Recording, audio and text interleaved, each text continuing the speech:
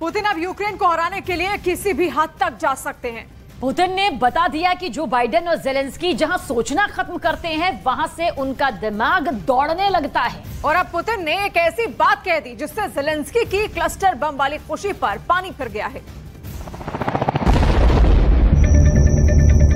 Putin अंतर्यामी है, Putin सब जानते हैं। पुतिन दुश्मन की रग रग से ही नहीं, उसके बम से भी वाकिफ है। पुतिन सब जानते हैं, दुश्मन की ताकत भी, उसकी कमजोरी भी। इसी वजह से पुतिन का खौफ यूरोप से लेकर अमेरिका तक फैला हुआ है और पुतिन सब खामोशी से देख रहे हैं और समझ रहे हैं।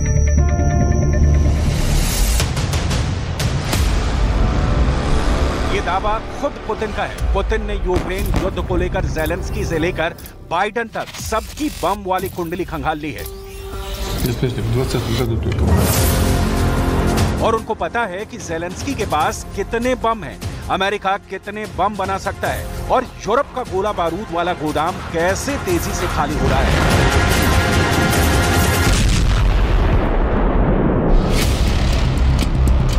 पुतिन ने यूक्रेन को अमेरिका से क्लस्टर बम मिलने की रिपोर्ट के बाद जो इंटरव्यू दिया है, उसकी बातों को बहुत गौर से समझिएगा। आपको यूक्रेन युद्ध को लेकर पुतिन की चालाकी की एक छोटी सी मिसाल मिल जाएगी।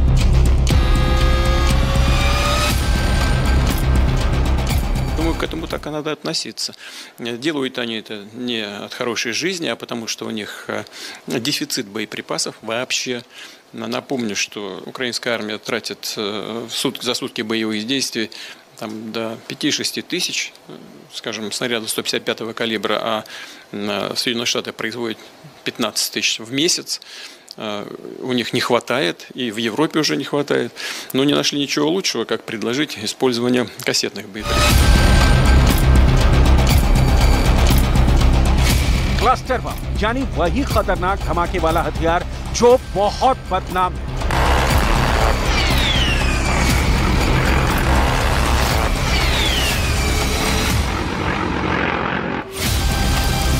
आधी दुनिया जिससे नफरत करती है, लेकिन अब वही क्लस्टर बम देना ज़ेलेंस्की से ज्यादा अमेरिका और यूरोप की मजबूरी बन गया है।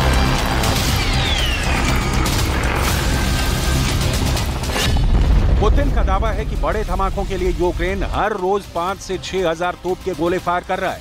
ये 155 मिलीमीटर के गोले हैं जो बड़ी तोप से फायर किए जाते हैं, यानी यूक्रेन को एक महीने में चाहिए 1.5 लाख गोले। पुतिन के मुताबिक अमेरिका पूरे महीने में ऐसे सिर्फ 15,000 गोले बनाता है। ऐसे में वो यूक्रेन की डिमांड कैसे पूरी कर सकता है?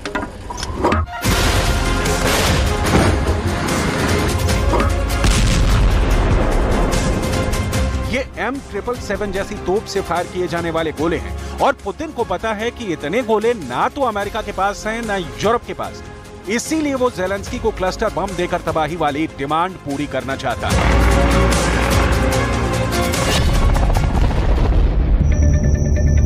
यानी पुतिन को पता है कि ज़ेलेंस्की के पास कितने गोले हैं, उनका स्टॉक कितना भरा है। पुतिन जानते हैं कि यूरोप के हथियार खत्म हो रहे हैं, नाटो का हथियार गोदाम दिवालिया होने जा रहा है। पुतिन को यह भी पता है कि अमेरिका की फैक्ट्री में कितने बम बनते हैं। कह सकते हैं कि पुतिन के पास पेंटागन का हर सीक्रेट मौजूद है। उन्हें नाटो के वॉर प्लान की भी पूरी जानकारी है, इसीलिए पुतिन अंतर्यामी कहे जा रहे हैं। पुतिन का अल्टीमेटम बहुत खतरनाक है और इस बार पुतिन माफ करने का इरादा नहीं रखते।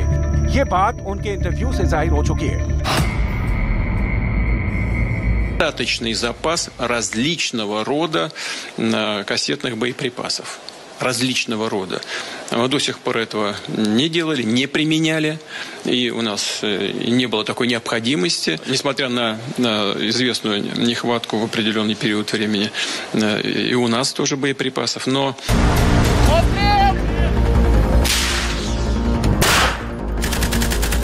पुतिन के सामने अचानक कई चैलेंज आए हैं। इसमें ज़ेलेंस्की का काउंटर अटैक भी है, बखमूत को दोबारा हासिल करने का ज़ेलेंस्की का इरादा भी है और अब तो क्राइमिया ब्रिज पर हुए हमले के बाद पुतिन बहुत ज्यादा गुस्साए हुए हैं। ऐसे में क्लस्टर बम वाली डील को लेकर पुतिन नाटो से बहुत ज्यादा चिढ़ गए हैं।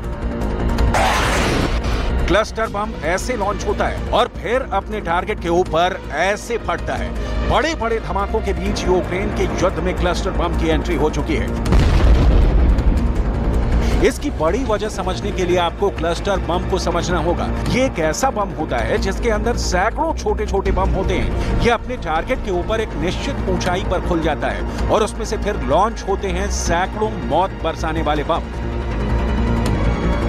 जो क्लस्टर की तरह अपने टारगेट पर टूट पड़ते हैं। इनमें से कई बम फटते हैं तो कई बिना फटे जमीन पर रह जाते हैं और यही वजह है कि युद्ध खत्म होने के बाद के लावारिस बम आम लोगों के लिए खतरा बन जाते हैं। इसीलिए दुनिया में क्लस्टर बम के खिलाफ एक आम राय है। हालांकि जो अमेरिका क्लस्टर बम का विरोधी है वही अब यूक्रेन को ये बम सप्लाई कर रहा है।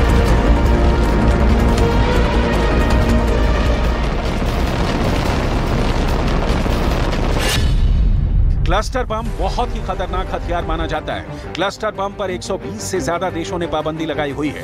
इनमें अमेरिका भी है और इसी बात पर पुतिन ने बहुत बड़ा सवाल उठाया है। Что касается кассетных боеприпасов, то оценку этим боеприпасам дала сама администрация Соединенных Штатов устами своих сотрудников некоторое время назад, когда использование кассетных боеприпасов было названо самой администрацией США преступлением. जब से बाइडन ने ज़ेलेंस्की को क्लस्टर बम का तोहफा भेजा है उसके बाद रूस के तेवर देखने वाले हैं, क्योंकि अब पुतिन ने दिखा दिया अपना क्लस्टर बम का गोदाम। पुतिन के हथियार गोदाम में क्लस्टर बम का बड़ा स्टॉक रखा हुआ है। ये बात पुतिन ने बताई है कि उनका क्लस्टर बम अमेरिका से भेजे गए क्लस्टर बम से ज्यादा खतरनाक है। पुतिन के गोदाम में एक नहीं 10 तरह के क्लस्टर बम है। पुतिन का क्लस्टर बम ऐसी मौत देता है जिसे देखकर रूस के दुश्मनों की रूह कांप जाएगी। पुतिन ने बहुत साफ शब्दों में कह दिया है कि उनके पास क्लस्टर बम का गोदाम भरा पड़ा है। ये बम रूस ने नाटो के लिए तैयार रखे हुए थे, लेकिन अब ज़ेलेंस्की को अमेरिका से क्लस्टर बम मिलने के बाद पुतिन इस गोदाम का दरवाजा खोलने पर मजबूर हो गए। पुतिन के पास ऐसे सैकड़ों नहीं बल्कि हजारों बम हैं जो कीव के साथ खार्किव को जलते हुए कब्रिस्तान में बदल सकते हैं। क्लस्टर बम अपने टारगेट को 98% मौत की गारंटी देता है, क्योंकि इस बम की नाकामी का रेट 2.5% से भी कम है। लेकिन सबसे बड़ा खतरा इन्हीं 2.5% वाले नाकाम बमों से होता है, क्योंकि यही दुश्मन के बाद वहां के आम लोगों की सबसे ज्यादा जान लेते हैं।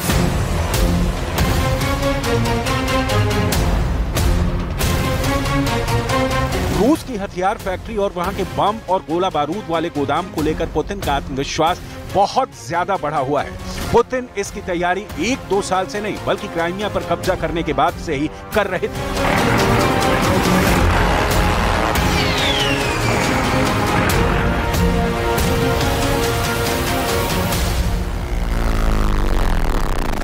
पुतिन ने अब तक अपने असलहे वाले गोदाम से जो मांगा है पुतिन को वो मिला है और अब पुतिन की हथियार वाली फैक्ट्री 24/7 काम कर रही है। पुतिन की हथियार फैक्ट्री देखिए, इसमें टैंक भी बन रहा है, इसमें मिसाइल भी तैयार हो रही है, इसमें ड्रोन भी बन रहे हैं और इसमें बम और गोला बारूद भी तैयार हो रहा है। इस फैक्ट्री में एक बड़े मिशन मोड में काम चल रहा है। पुतिन यहाँ जरा भी देर नहीं चाहते। पुतिन यहाँ हफ्तों के 7 दिन और दिन के 24 घंटे काम करवा रहे हैं। पुतिन की हथियार फैक्ट्री में क्या क्या बन रहा है, कौन कौन से हथियार तैयार हो रहे हैं, इसकी पूरी डिटेल आपको बताएंगे। ये ऐसी डिटेल है जिस पर ज़ेलेंस्की से ज्यादा नजर बाइडन की है, नाटो देशों की है, क्योंकि यहाँ का प्रोडक्शन रेट तय करेगा कि पुतिन का युद्ध कितने दिन चलेगा। पुतिन इस रेट को 100% वाली गारंटी से बरकरार रखना चाहते हैं। हथियारों का प्रोडक्शन बढ़ा और असलहा तेजी से तैयार हुआ तो पुतिन ज्यादा दिन तक युद्ध कर पाएंगे।